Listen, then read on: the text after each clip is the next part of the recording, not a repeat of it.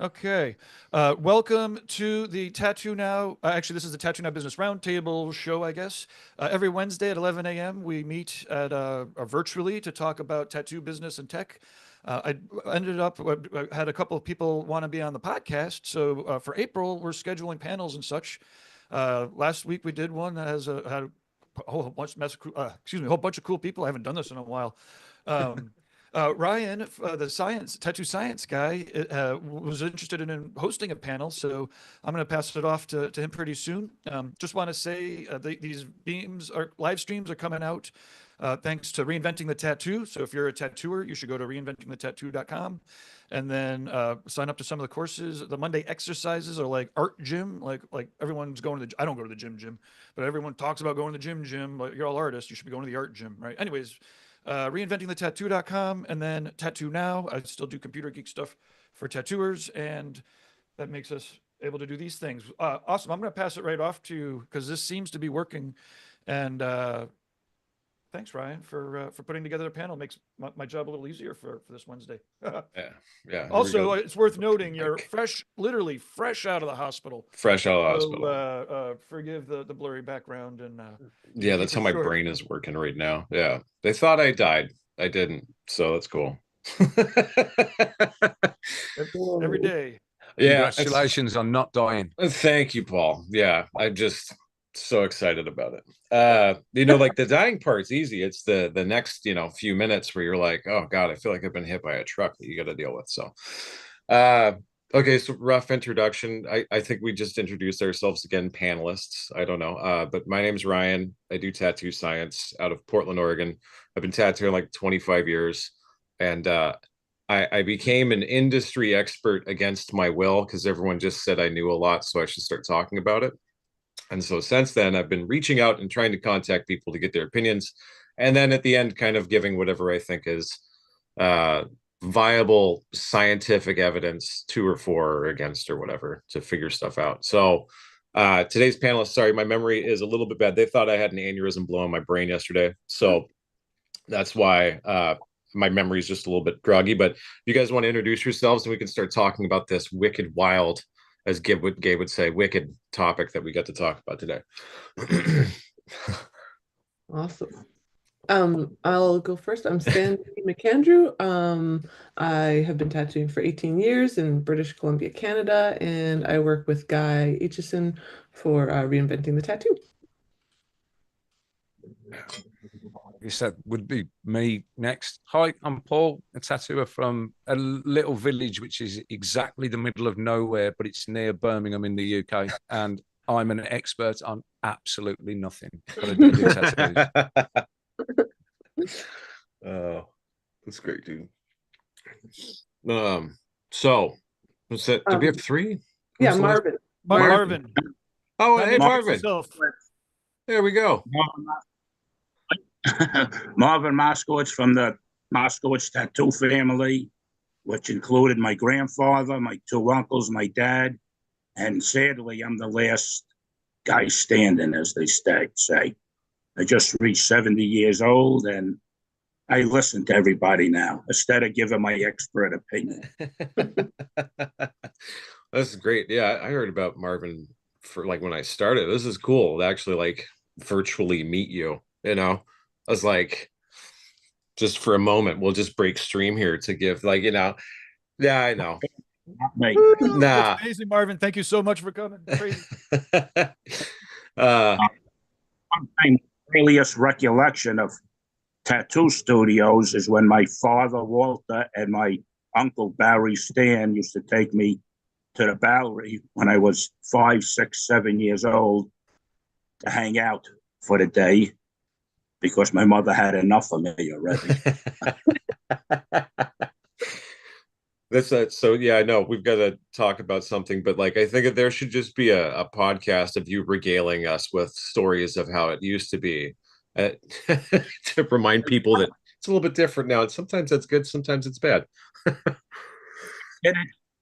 This summer up at Massachusetts, the ski lodge there. I gave a talk. We'll link to them, and I'll send you over. You might want to subscribe. Just saying. There we go, Gabe. Okay, so I guess today's topic is anesthesia and tattooing. Go. We told people that we wanted to put in a deep sleep, but this anesthesia stuff, you leave that to the doctors, to the medical profession. It has no place in tattooing. And that's what I got to say about it.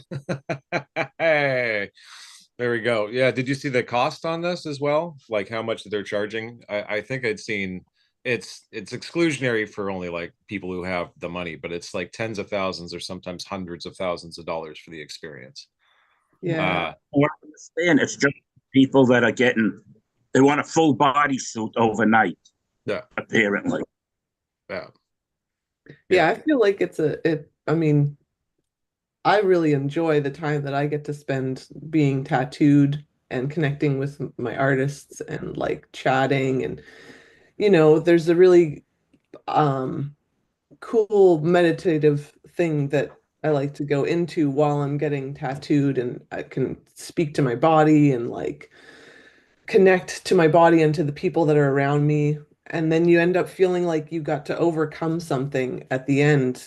And oh, look, I got this cool stuff on me now, and I got to overcome that. I feel so powerful. And like the amount of times that I've helped people through that while I'm tattooing, some people are like, well, that was like a transcendental amount of pain getting my chest tattooed, but they like feel powerful after they come out of it. And I feel like it's kind of a shame to completely miss out on that for these large pieces that are really the place where you end up getting the most of that. And especially, for the risk, it's like, doesn't seem worth it. What do you thinking, Paul?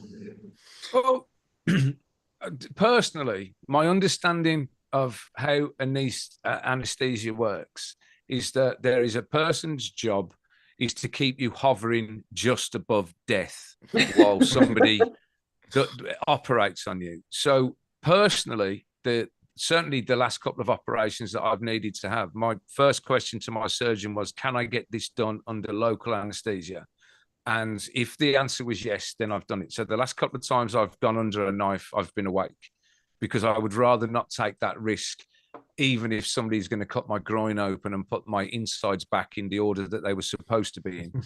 I would rather grip the side of a bed and wait and just have that happen, just as it should be.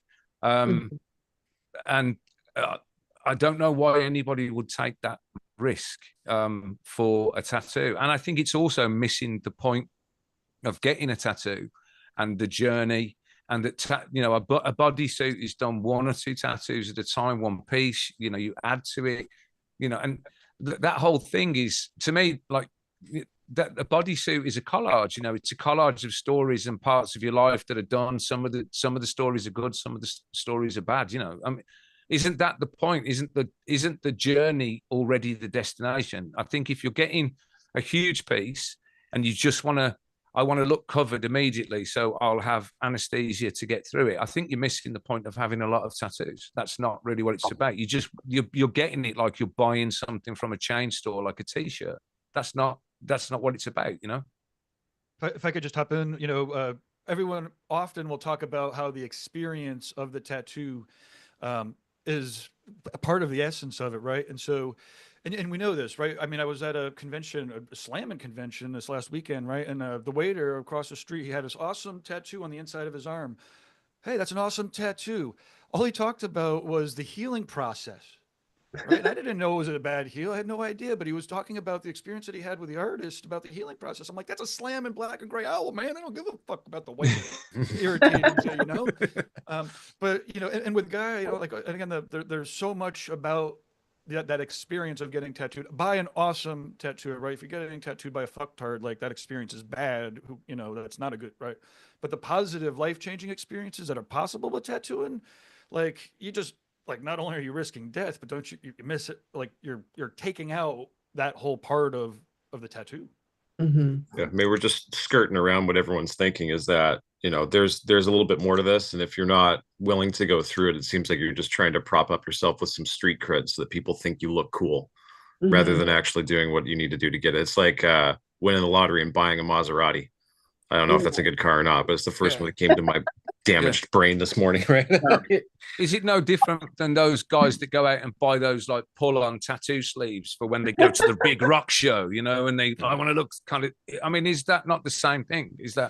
Are you just buying the look and So- you're not really experiencing the culture? I mean, I would say that us doing this work really slowly, one piece at a time, and meeting people, developing relationships with those people and chatting to them, because the thing that nobody really talks about sometimes is the tattoos. If you work on a client on a bodysuit over a number of years, actually the tattoos get better as you get to know that person, because you've had more conversations, so you understand them better. If they're asleep, I can't talk to them. Yeah. So weird.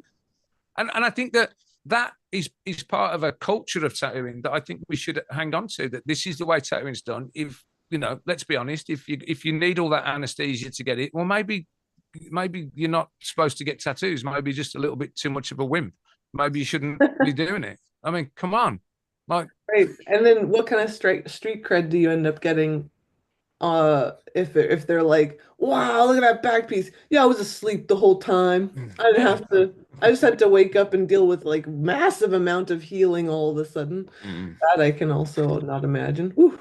So yeah, I think it's kind of interesting because we see us as industry insiders critiquing this, right?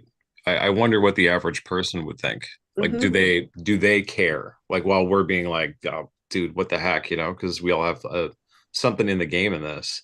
Like, do you feel, or does anyone think that, you know, like the average person would be leaning into this with the way that the industry is evolving now?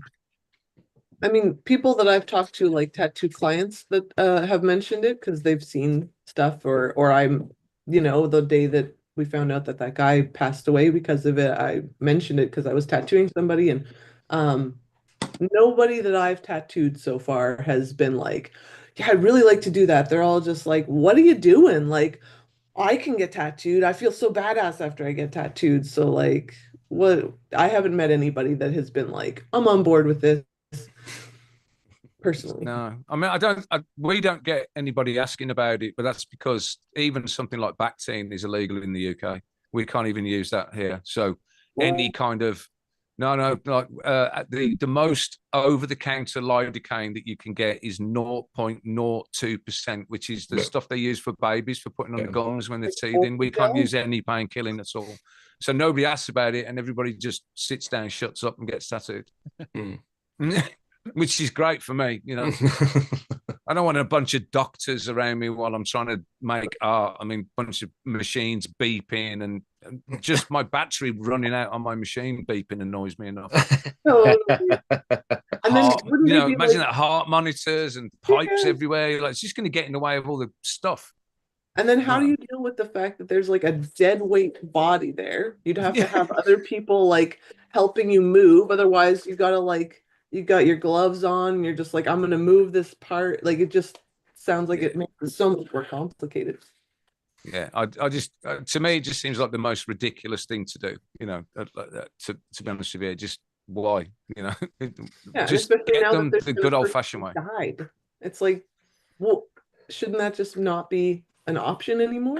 Well, I think the fact that, you know, it's reasonably new. I've probably only heard of it in the last 3 years, maybe, and you know, in that time, somebody's already dead.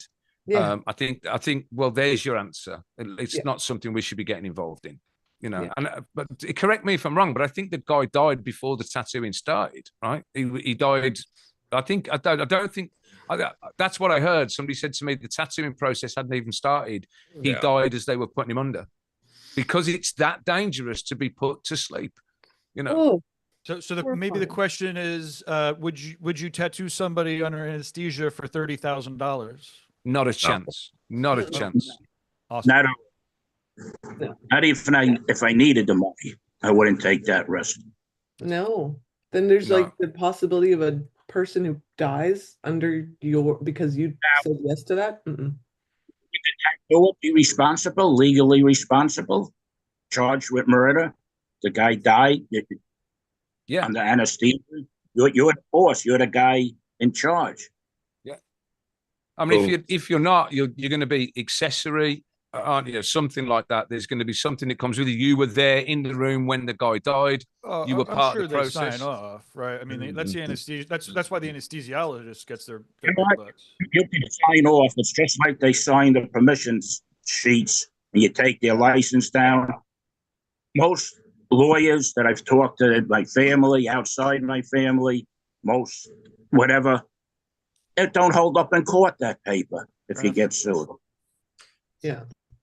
I'm not going to mention the tattooer, but at a convention I tattooed him, he got sued, and they it didn't go to court. It went to arbitration, and whatever she signed didn't hold up to the law. Yeah.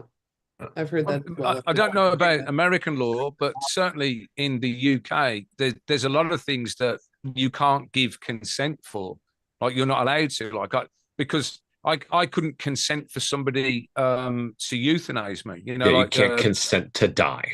no, you can't consent to you killing me. Like I can't give you consent to cut my little finger off or stuff like that. You know, so no matter what piece of paper you sign, like that's not gonna protect you if something goes wrong. I don't think, and I just think it's not what tattooing's all about. You know, what is that? You know, we're not here to make the cool kids look cooler for their Instagram. You know, I mean, that ain't the journey. That ain't the people that I'm interested in. I could do without that in my life. You know. Get tattooed to look cool.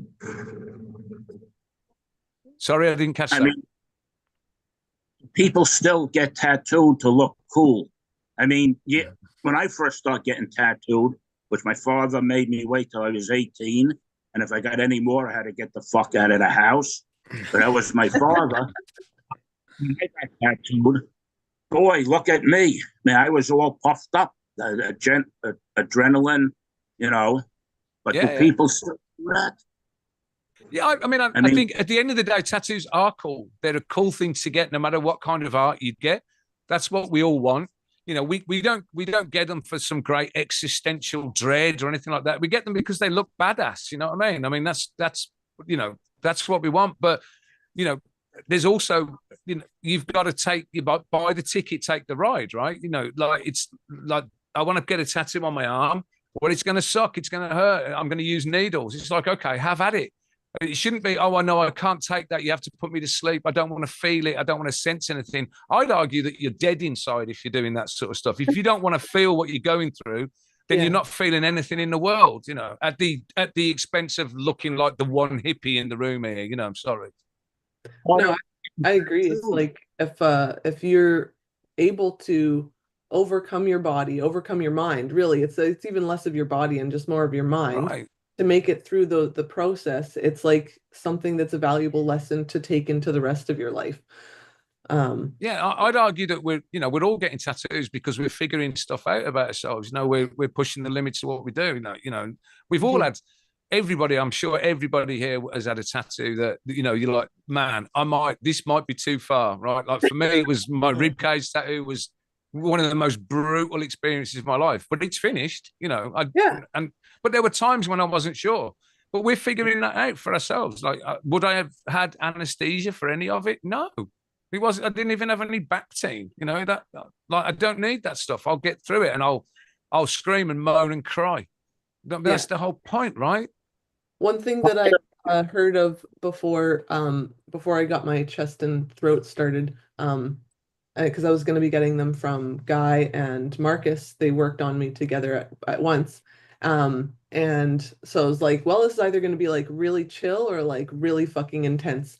But something that I thought of was back in the day, and I don't know what the dates are or whatever, but before anesthesia, we would be put under by hypnosis. And so you would be hypnotized before surgery, like they'd be cutting you open, and all you'd have was somebody that hypnotized you. But before you started, they would go through the process of the surgery with you. They'd say, we're going to go in, we're going to grab this, we're going to cut this out, blah, blah, blah.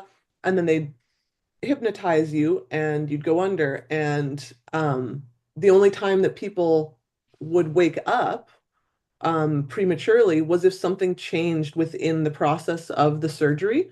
Um, oh, they had to do this thing while they were in there. Sometimes people would wake up mid-surgery. Terrifying. So I can understand, like, yeah, anesthesiology for that, for like getting cut open, probably a good idea. But like that made me think, okay, our mind, our body just needs to be told what's going on. And so before I got my uh, chest and throat started, I was like, okay, hey, body, you're safe. This is just going to be superficial. I know we're getting really close to like important organs, but um, nobody's going to break through into the actual organs. You're safe, and we want this. This is going to be awesome, and it's temporary. And I just did like a 5-minute talk with my body, and it was like one of the easiest tattoos that I have had. And I had two people working on me. And it would be like, yeah, it was fine. So I feel like there's just important things that you can be missing out on entirely if you just completely skip that. Yeah. I think on the science side of this stuff too, I think a lot of people forget that pain is a symptom, Mhm. right? Yeah, Pain lets exactly. us know that our body is going through something. It lets us know if it's good, if it's bad, if it's sustainable, if it's not. And there are points, I mean, I know that this person had died early, like before procedure happened, which we can touch on the stats about that stuff in a moment. But when you get into a point, especially because like the majority of our sensory stuff comes from our skin, right? Like if you're working over a large area and you reach a point where it goes too far, and everyone's worked with clients where you get to a point where they start good, they start to complain, the skin reacts, and then you have to stop. You must, right? And if you're pushing past that because the body is in a state where it's not able to, not just interpret these things, but it's not able to express that interpretation, you can lead to, drastic consequences. Like I give a talk about using lidocaine and the reason why we should and shouldn't use it, which I guess is probably something else we can touch on. But like mine is cortisol. And stress hormones in the body cause issues. It just does, right? It can affect our healing. It can affect moods. Blah blah blah blah blah. I'm dealing with a ton of it right now, so my memory. But I'm always weighing the options, right? Like, is this person going to heal better if we use numbing versus not? Are they so afraid? Is the societal pressure pushing them? I've had people that I've turned away from the shop because they've come in and their friends are forcing them to get a tattoo, or their parents are forcing them to get a tattoo, and they're like, can I have numbing stuff? And I'm like, I'm not going to tattoo you. And they're like, well, we're going down the street. It's like, oh my gosh, all right, let me talk to you for 5 minutes about this, right? If you're going to use it, is it going to lend to a better experience? Because we were talking about the experience, right? Like that's really important. And then two is the body's reaction to that stress leading into it, right? The passing out, the vomiting, the possibly peeing and pooping your pants. You know what I mean? All that stress hitting you. Is it going to be alleviated and result in a better outcome if we use something like this? And like my opinion with this anesthetized tattooing is that that's not part of the process at all, right? you don't have that balance. There's literally like there's no nothing, right? Like your body is just being told to just not while we do what we're doing, and at the end you can take care of it. um but I looked up some of the stats on this stuff. So incidents of before surgical interventions, and these are in licensed hospitals, not just maybe in some clinic somewhere where people are doing stuff. It's anywhere between 1 in 4,000 or 1 in 10,000 where you can have anaphylactic reactions, right off the hop before you get into the room, right? So when they start the initial anesthetization of the patients, there's a chance of that happening. Now, there's also like you got to understand how this stuff works, right? Like when we start looking at the samples of people who've been getting surgeries, they're going to be skewed one way versus the other, right? Like if you're a healthy adult versus somebody who's 86 years old who's going in for a heart lung transplant or whatever, right? The chances of you having a reaction are going to be different. So it has to be taken, stats have to be taken, as a general overview, but then we're also looking at our individual cases inside of that stuff, right? So there is like a 1 in 4,000 chance if I'm going to cross the street, I'm going to get hit by a car. I'd probably be okay with it, right? 1 in 10,000, sure, I'll walk across. But when we start moving out of those spaces, and I don't know what the numbers are on this, into that clinic mediated space where maybe they aren't doing enough background check, maybe they're not checking potential allergies, maybe they're not doing titer tests, maybe they're not doing some type of like testing before they get in. Maybe we can give you, you know, a little bit of a shot of this or a rub of a cream of this to see how your body reacts before you're prepped and going in. I imagine that those incidences hypothesize that they would increase, right? Which is terrifying at the same time. So, where's it going with that? There we go. Brain fart. I could talk smart for a second and then it just fucking gone. But yeah, I'm thinking maybe it's a good time to hop into the next topic. Oh, cool. There we go. Save me, Gabe. Cheers. So we have on the list, let's see here. Which one do you want? Did you get the list over? Oh, I like the robot tattoos. This one's great because Marvin will have some stuff on this, I know. So just to set the stage a little bit, over the last week, you may have caught on the Shark Tank, the dot tattoo, the robot tattoo machine was on Shark Tank. And I tried not to watch it because I love Shark Tank and I love robots and I love tattooing. So I definitely did not want to see the combination of all three. I watched it. I did watch it. I had to. I could not. But okay, well, there we go. Let's set the stage for that. Channel surfing. And I see this thing on Shark Tank all of a sudden. You know, what the hell is that? So I watched it. And it's ludicrous. Well said. I haven't seen this. I haven't seen this week. I don't have TV, so and it hasn't come across my internet. So I don't understand it. The tattoo comes out bad. Who do you complain to? The robot? No, surely it's the mechanic. You have to get the mechanic in and go like tighten a bolt up or something. You know, I don't know. Maybe it's kick it or something. I don't know. No, the panel that they want their money from, these billionaires, were smart enough to know it was a farce, and they basically threw the guy off the show. Oh wow! Nice. Well, there you go. Is this? I've seen like one person that had like what looked to be a router set up with a tattoo machine, and then they put in a thing, and then put somebody's leg in there, and it just like did this horrible. It was like blessed, and it was just like you couldn't even read it. Is that what we're talking about? I haven't seen the. The guy that was on the show was on YouTube also with this machine. I don't know if it was a year ago. I'm recovering from a heart attack, so my brain is up right now. Here we go. I'll screen share here. Oh, we're screen sharing it. Perfect. Oh, here we go. We gotta take the. Take the tour. Buy the ticket. Who said it? Buy the ticket. James Wisdom. The robots are near.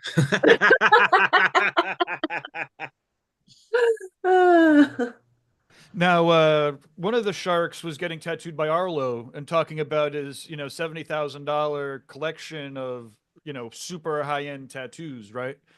And so it's interesting to actually see it on Shark Tank and to hear the sharks talk about having a real experience with real tattooers. Yeah. Now, I love how you have... they didn't buy this robot business. They weren't interested in this robot. They tanked it. Nice. Yeah. Awesome. So one of the sharks was actually being tattooed by Arlo. So Damon, is that the real experience? Okay, that's cool. Yeah, they're like, like this. It's like exactly what we were talking about with the anesthesia. It's a real. These machines have come out like every 5 to 10 years forever. Like when I first started, there was some shit in the end of the 90s that was like this. There was somebody who came up with a machine that would do, whatever. Oh, there we go. The Shark Tank start chats about tattoos.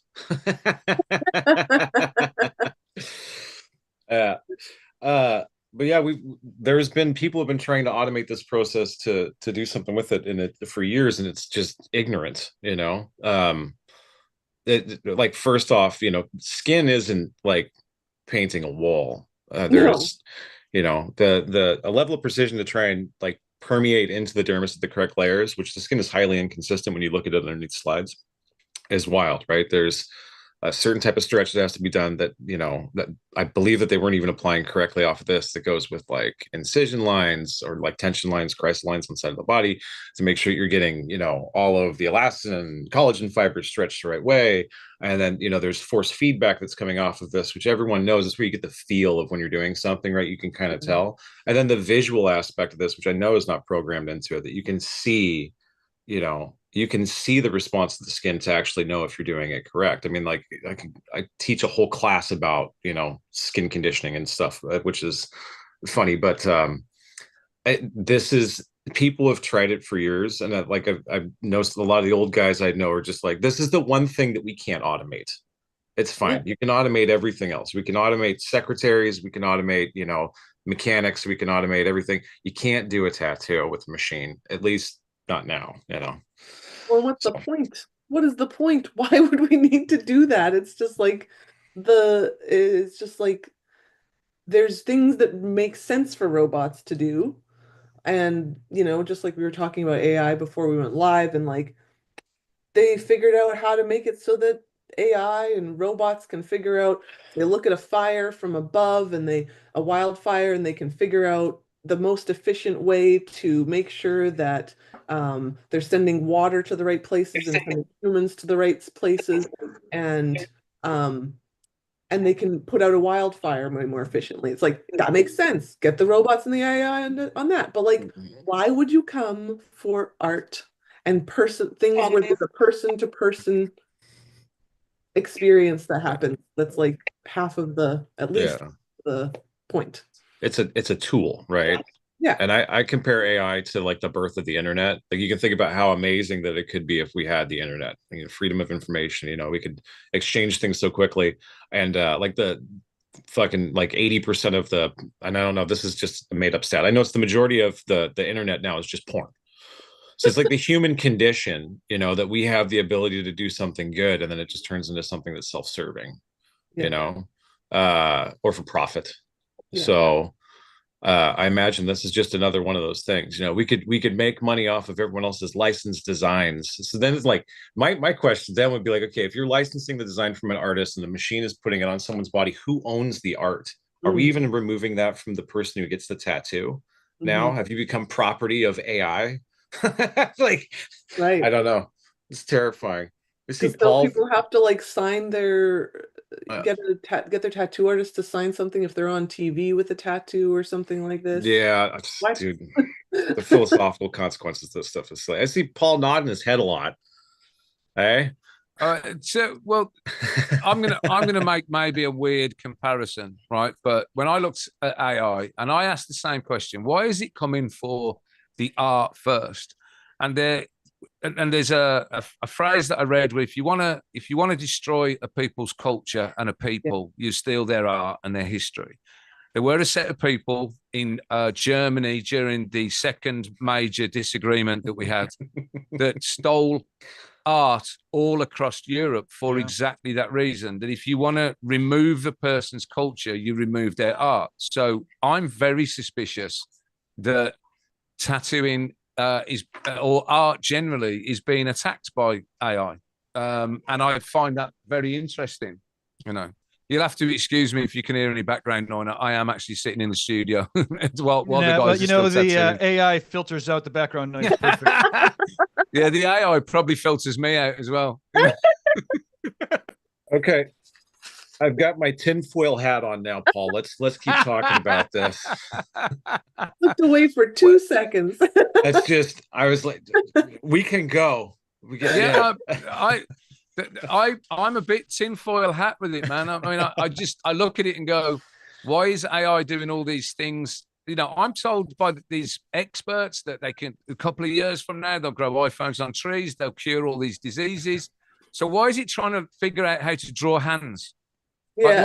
Why does it need to do that? And Totally. and I think there's something just much darker. Why do you need to, in the last of the artisan crafts, it's an analog art form. Why do you need a robot arm to do something that humans can clearly do better, right? Why are we inventing that? Who's going to benefit from that? And what are they trying to take away from the existing culture? Could you compare them to, a set of fascists in Germany in World War II stealing famous paintings to try and destroy culture from people? Maybe that's what's going on. Maybe AI is the end of the world. I don't know.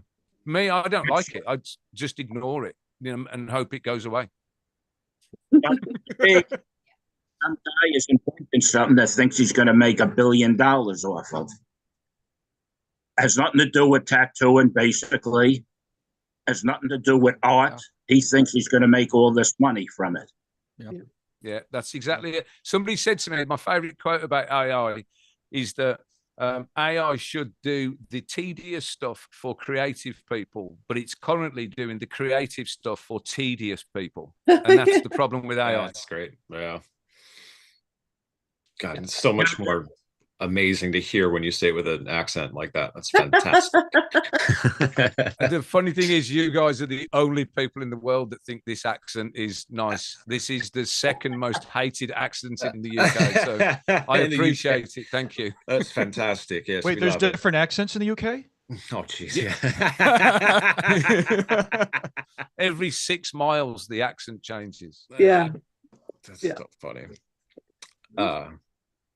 Okay, so one more topic, or should we actually, you know what? Let's open it up to everybody. We've got about 9 minutes, and so don't feel unimportant. But I'm going to unpin the panelists, and then James, you had some comments. Maybe if anybody wants to unmute themselves, and we'll unmute our live studio audience and make them join the conversation.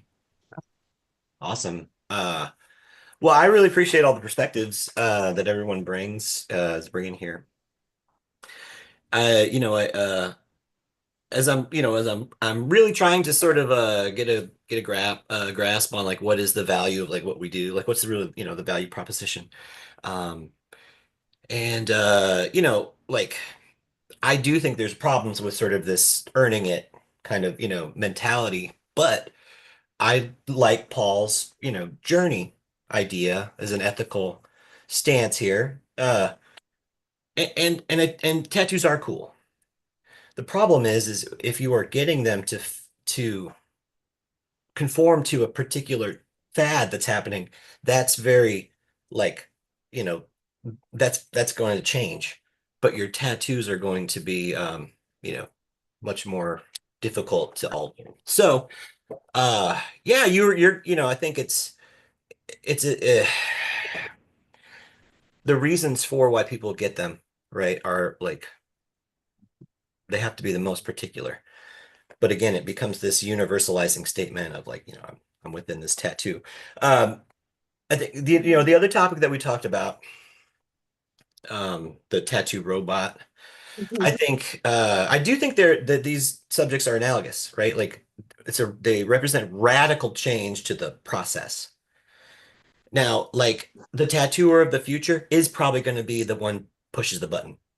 Sorry. You know what I mean? You just, you're going to push the button and so on and so forth. Now, this a little closer, it's less mediated than sort of like we were saying, hovering near death. I love that. Like that's anesthetization. It's like losing your consciousness. It's too traumatic. The experience is too traumatic. You can't withstand it. I'm going to cut you open down your chest and like mess around with your organs. That I don't want to be awake for that one. But if you're, the tattoo part of it, while it's like, I don't like this earning it thing, I do it because I think it's the right thing for me. And then, that should be, that has to be enough rather than sort of chasing after the trends and the like. And so it does keep coming down to, again, like there's the critique of profit. It's a weird one. It's like, how do we separate, how do we separate the demands of capital? I mean, it's a bigger question. Like peacocks are going to peacock, right? Somebody wants to like spend buku bucks to do the flashiest thing. Like... So there's the real famous story about the Soviet Union, right? It's like they were asking Chairman Stalin, like, what's going to happen, with money, and Stalin says like, there will be money, there won't be money. So what does that mean? Some people will have money and some people won't have money. Even in communism, right? It's like it doesn't matter. You're not going to get out of money. You can't. But how do we come together communally to like, you know, support each other, raise each other up, be good comrades. That's it. Awesome. Amazing. Kenny, you had your hand raised, so let's hit you before the hour. Yeah, I just wanted to say, the pros and cons of that. So right now in Columbus, Ohio, there's a tattoo shop that's been there for almost 20 years. They're getting canceled right now for some stuff. I'm not going to say the name of the shop, you know what I mean, or nothing like that. But watching it happen, and it just makes me feel like it could literally happen to anyone. Like me, just as an artist, like I have no control over the people that I share space with. And you know what I mean? And just because one person does something or has been doing stuff that, you know what I mean, like the world views always change. 20 years ago, I don't even think it would have been a problem. And all these different things change, and everybody's growing in a certain way.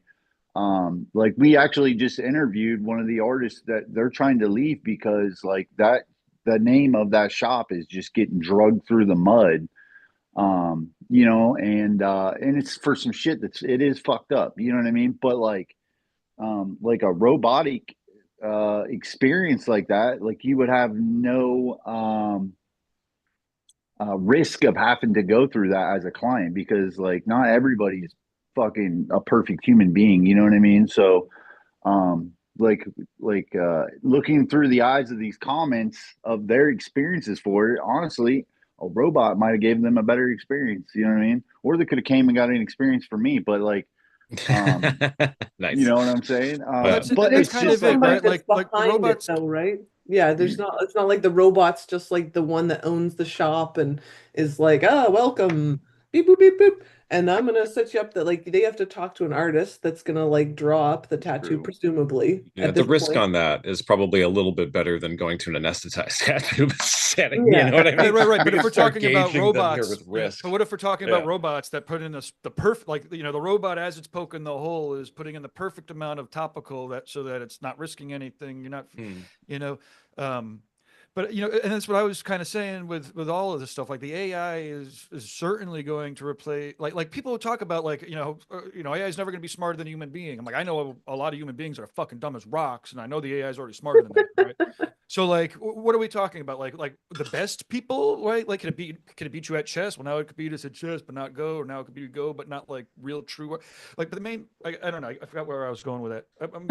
Oh fuck. Robot, What I was just saying is like yeah. to your point, like there's a level of like acceptability, right? That human beings fall below, that we might be able to get a robot to be there, right? So the level of acceptability is you can get a tattoo without being traumatized by the experience by an asshole, right? Like we can do that as human beings, right? But if we're failing, You don't there need a might always robot be. to. Now that said, that experience is like the lowest level, right? So we're not all. Hopefully, no one here is chasing the bottom level. I could do as better as you could all do way better, right? The experience that you're delivering, is better, or maybe you just are going to have to. Everyone in the field is going to be like, wait, now to be a tattooer, I actually have to be a shamanic, positive force in someone's life because otherwise, they'll just go to the robot. Yeah. Yeah. I I mean, don't think there's anything wrong with that at all. I also think that we're talking about them like the two things can't coexist, right? Mhm. Like if a shop, They will. Down the town from me wants to open a robot shop full of robots. Well, if clients want to go pick that, then I'll be the old guy who still hand draws them, right? And I mean, Totally. and there must be, I'm struggling to come up with an example off the top of my head, but I'm sure there are lots of industries that have been mechanized, but people still go about it the old way. Yeah. I'm sure you can buy mass-produced leather belts, but I wouldn't mind betting I can get some amazing leather belt that was hand-tooled by a guy. And so I don't think the two things can't exist at the same time. And let the clients decide. Do you want to get a robot to do it, or you want to get a person? And let the audience decide for themselves, right? Yeah, it's perceived quality, right? We have a Burmese restaurant down the street that's run by robots. It's all you go in, you do your order, you do this. Then there's like two, they look like they're 14, but there's these two kids who sit down there, and every time something breaks down, they're like, ugh, and they come in and they tap some keys, and then it starts going again. And it's novel, right? But the food's good. And I think that's why it works, right? Like right now, Right, so if the actual product's good, it doesn't matter if R2D2 brings it to you, right? No, so but it you has put to up be with good. it. Yeah. Yeah. Yeah. Right. I kind of look at it, and I talked about this a little beforehand, like down the road, you know, there's gonna be robots that tattoo people. Like if it's already being introduced right now, at some point it's gonna get perfected. And yeah, I like what Paul was saying, like, you know, like a woodworker perhaps. Yep. People do things Yeah, exactly. That's what people are sought, like they want that. They want the handmade stuff.